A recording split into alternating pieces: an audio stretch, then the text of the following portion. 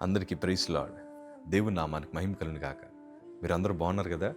మీరు పెడుతున్న ప్రతి ప్రార్థన రిక్వెస్ట్కి అనేది మేము ప్రార్థన చేస్తున్నాం. మా ఆశ అంతా ఒకటే, ఎక్కడైతే మీరు తృణీకరించబడ్డారో, ఎక్కడైతే వెలివేయబడ్డారో, ఎక్కడైతే గుండెలు పగిలేలాగేడ్చారో అదే స్థలాల్లో నా ప్రభు మీ అందరినీ హెచ్చించబోతున్నారు. విశ్వాసంతో ప్రార్థన చేయండి. ఘనమైన విజయాలు ఖచ్చితంగా మీరు అందరూ అనుభవిస్తారు. God bless you all. ఈరోజు మీలో చాలామంది వెనకడుగు వేస్తున్నారు. ఎందుకో నేను చెప్పనా?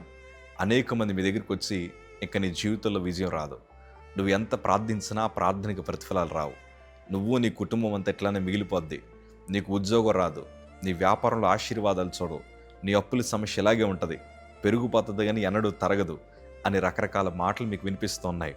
కొంతమంది అంటున్నారు, అన్న మా సొంత ఇంటి వారే మాకు వివాహాలు జరగవని, మాకు మంచి సంబంధాలు రావని, మా స్థాయి అంతా ఇట్లానే ఉంటుందని మమ్మల్ని కించపరిచి మాట్లాడుతున్నారు. ఏం చేయాలో అర్థం కావట్లేదు. ఇంట్లోంచి కొంతమంది బయటికి రావాలంటే భయపడిపోతున్నారు. ప్రజలనే మాటలు బట్టి వెనుకడుగు మాత్రం వేయొద్దు. ప్రజలు చెప్పే మాటలు బట్టి ఎన్నడూ నిరుత్సాహపడద్దు. ఎందుకంటే జీవితాలను బ్రతుకులను మార్చగలిగిన శక్తివంతుడే మనం ఆరాధిస్తున్న నజరేయుడైన యేసు ప్రభుల వారు. కొంతమంది అనొచ్చు ఇంకంతా అయిపోయిందని. కాకపోతే విశ్వాసంతో చెప్తున్నాను, అంతమైపోయిన చోటే నూతన ప్రారంభాన్ని నా ప్రభు ఇవ్వగలిగిన గొప్ప సమర్థుడైన. ఎందుకు ఈ మాట చెప్తున్నానంటే, యోహాను సువార్త 11వ అధ్యాయము 43వ మాట చదవగలిగితే, ఆయన అలాగూ చెప్పి లాజరు బయటికి రమ్మని బిగ్గరగా చెప్పగా, ఎప్పుడైతే యేసు ప్రభులు వారు లాజరు సమాధి ముందు నిలబడి లాజరు బయటికి రా అని బిగ్గరగా కేకవేయగా, ఆ చనిపోయిన లాజరు తనంతట తానే ఆ సమాధిలో నుంచి బయటకు వస్తున్న పరిస్థితిని ప్రజలందరూ చూస్తున్నారు. ఎప్పుడు ఎన్నడూ ఇలాంటి అద్భుతాన్ని వారు ఎప్పుడు చూడలేదు. కానీ ప్రభులు వారి దగ్గర ఎంత అద్భుతం ఉందో ఆ రోజు అనేక మంది ప్రజలు చూశారు. అసలు లాజరు ఇలాగ బ్రతికొస్తాడని ఎవరు అనుకోలేదు. లాజరు మరలా కుటుంబాల్లోకి చేర్చబడతారని ఎవరు అనుకోలేదు. కానీ నమ్ముట మీ వాళ్ళైతే నమ్మువారికి సమస్తము సాధ్యమన్నట్లు వారింట్లో విశ్వాసం ఉంచారు. ప్రభు లేపగలిగిన సమర్థుడని నమ్మారు.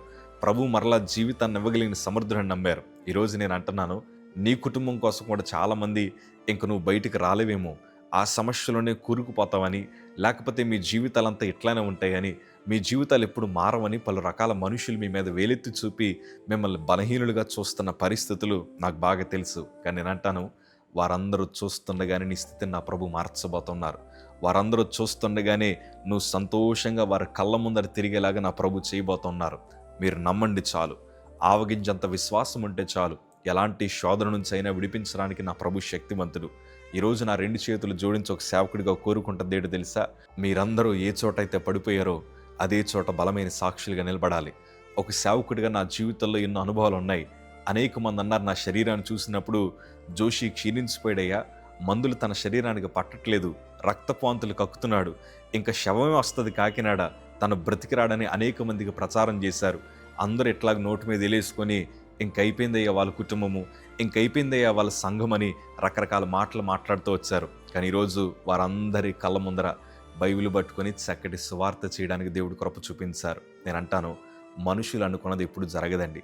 దేవుడు ఏదనుకుంటే అదే జరుగుతుంది. కాబట్టి మనం దేవుని పాదాల చెంత ఉండగలిగితే చాలు, నీ జీవితాన్ని నా ప్రభు అద్భుతంగా మారుస్తాడు. ఎవరో ఏదో అన్నారని మీరు ఫీల్ అవ్వద్దండి. ఎవరేదో శాపనార్థాలు పెట్టారని మీరు వెనక్కి తిరిగి చూడక్కర్లేదండి. ఎందుకంటే వారెవ్వరు దేవుళ్ళు కాదు. వారెవ్వరు నీ కోసం ప్రాణం పెట్టలేదు. వారెవ్వరు నీ కోసం ప్రార్థన చేయరు. నీ కోసం ఎదురు చూసే దేవుడు ఉన్నాడు. నీ కోసం పరితపించే దేవుడు ఉన్నాడు. ఆయన వైపు చూడు. ఆయన వైపు విశ్వాసం ఉంచి నువ్వు ప్రార్థించు. ఘనమైన విజయాలు ఖచ్చితంగా మీరు అందరూ అనుభవిస్తారు. God bless you.